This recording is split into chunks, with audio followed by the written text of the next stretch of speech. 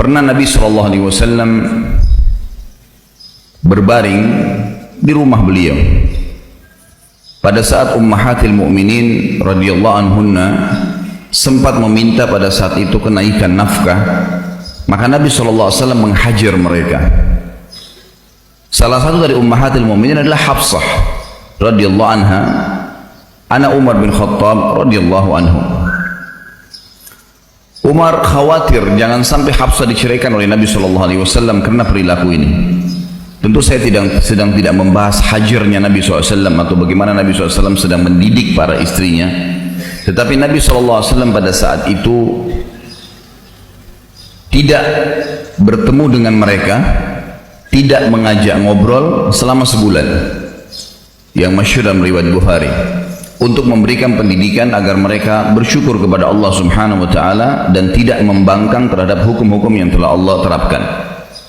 Umar bin Khattab mendatangi rumah Nabi SAW dengan niat ingin mencari ridho Nabi SAW agar jangan menceraikan Hafsah, karena Hafsah termasuk salah satu daripada tanda kutip otak permasalahan lahirnya permintaan naik nafkah dari para istri Nabi SAW. Waktu Umar bin Khattab masuk ke rumah Nabi SAW dan Nabi SAW lagi berbaring, tiba-tiba spontan waktu Umar bin Khattab masuk rumah Nabi SAW, tiba-tiba meneteskan air mata, menangis karena melihat kondisi Nabi SAW. Rumahnya sederhana sekali, hanya ada beberapa perabot, dan beliau SAW tidur di atas sebuah tikar. Tikar ini ada bolongnya sehingga membuat sisih tanah di rumah Nabi SAW, karena zaman dulu nggak ada keramik, tanah saja, itu sempat menyentuh sisi kanan tubuh Nabi SAW dan mengotori baju beliau. Sambil beliau pun tidur tidak menggunakan bantal karena meletakkan telapak tangan beliau saja di bawah pipinya. Umar bin Khattab waktu melihat kejadian tersebut tiba-tiba menangis. Dan beliau sambil menangis terseduh-seduh mengucapkan salam kepada Nabi SAW. Nabi SAW menjawabnya. Lalu tiba-tiba Umar juga berkata, "Ya Rasulullah." Dia tidak bicarakan lagi masalah anaknya nih. Melihat prihatin keadaan Nabi SAW begitu. Sungguh Kisra, raja yang berkuasa di Persia, salah satu negara adikuasa pada saat itu, dan Kaisar di Romawi, negara yang lain berkuasa di dunia ini, ada dua negara yang berkuasa pada saat itu. Mereka tidur di dipan-dipan yang empuk, mereka menggunakan baju-baju yang mewah, mereka didampingi oleh dayang-dayang yang mengipas mereka. Mereka juga duduk di sekitar posisi di sekitar mereka penuh dengan buah-buahan dan beragam macam makanan.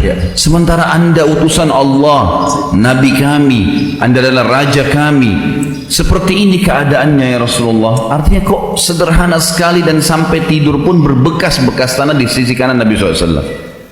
Perhatikan apa yang Nabi SAW jawab, teman-teman sekalian, dan ini yang menjadi pemicu awal kenapa kita bahas masalah kalimat yang saya bilang rahasia nanti.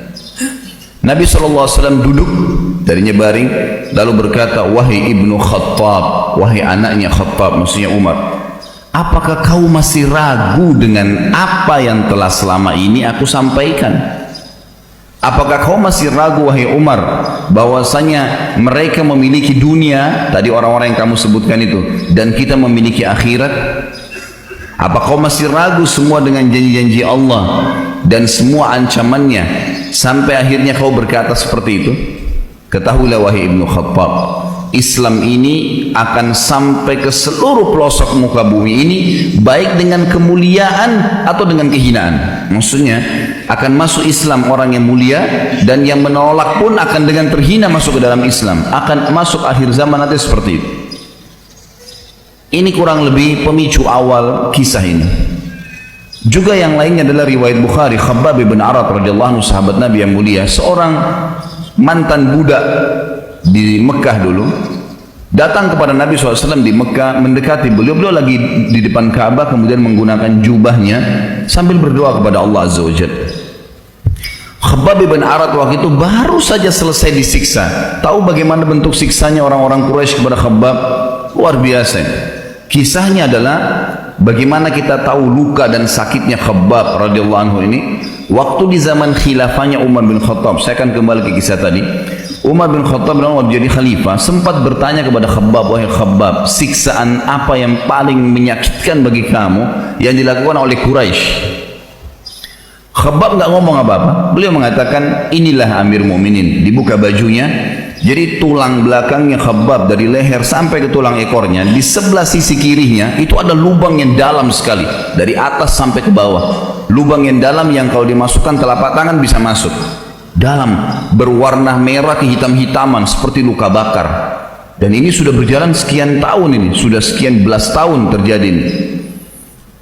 Umar bin Khattab itu langsung menangis. Teteskan air mata sedih melihat apa yang mereka lakukan dengan kau, hai Khabbab, sampai seperti ini tubuhmu. Maka Khabbab berkata, wahai Amir Mu'minin, waktu awal-awal Islam diiklankan dan saya termasuk penganut awal Islam, mereka orang-orang Quraisy membuka bajuku, kemudian meletakkan batu-batu yang runcing dan tajam di padang pasir yang sengaja mereka tancapkan di dalam tanah dengan kokoh. Kemudian badan saya, kedua kaki saya dipegang, kedua tangan saya lalu saya diseret dengan cara keras di atas batu-batu tajam tersebut sampai akhirnya belakang saya bolong seperti ini. Waktu masih netesin darah baru selesai disiksa seperti itu.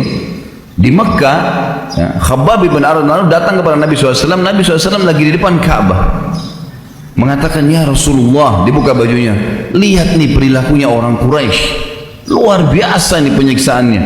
Tidak ada orang yang disiksa seperti saya gini, tapi alhamdulillah masih hidup.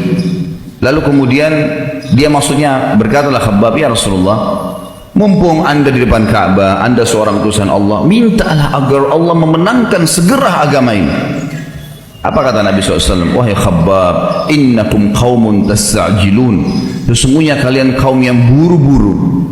Wahai Khabbab, demi zat yang ubun-ubunku dalam genggamannya, Allah Azza wa Jal akan memasukkan agama ini ke seluruh pelosok muka bumi ini, baik dengan kemuliaan atau dengan kehinaan. Pasti orang akan masuk menerima agama ini karena kepintarannya, kecerdasannya, atau dia akan masuk Islam dengan terpaksa pun nanti di akhir zaman. Dan wahai Khabbab, Allah Azza wa Jal akan menyebarkan Islam sampai-sampai seorang wanita jalan dari Hadramaut menunggangi unta sendirian, tidak didampingi oleh siapapun, menuju ke San'a. Hadramaut sebuah wilayah di Yaman, jaraknya dengan San'a mungkin kalau saya tidak salah sekitar 600 km. San'a ibu kota Yaman, sampai sekarang masih ibu kota. Dan dulu antara Hadramaut dengan San'a ini teman-teman sekalian terdapat puluhan suku, semuanya perampok. Kalau orang dulu jalan antara San'a dan Hadramaut itu antara hidup dan mati. Kalau dia lolos dari satu suku yang akan merampoknya, maka dia akan ditangkap oleh suku yang lain di depannya. Setiap suku yang dilewatin pasti akan merampok, dan tidak ada yang selamat antara dua wilayah ini. Nabi SAW berikan contoh, wahai Khabbab, nanti akan tiba Islam masuk seluruh jazirah Arab, seluruh dunia ini, sampai-sampai karena tersebarnya Islam itu seorang wanita jalan dari Hadramaut sendirian menunggangi unta ke San'a, dan tidak ada satupun yang mengganggunya serta dia tidak takut kecuali kepada Allah. Kata Khabbab, demi Allah saya menyaksikan sendiri. Ya, karena Khabbab hidup sampai di zaman Nabi Umar bin Khattab, zaman Khulafaur Rasyidin. Maka kata Khabbab, demi Allah saya menyaksikan apa yang Nabi SAW ucapkan itu, wanita jalan dalam kondisi tidak ditemani, ya, jarak yang begitu jauh tapi aman, tidak merasa apapun.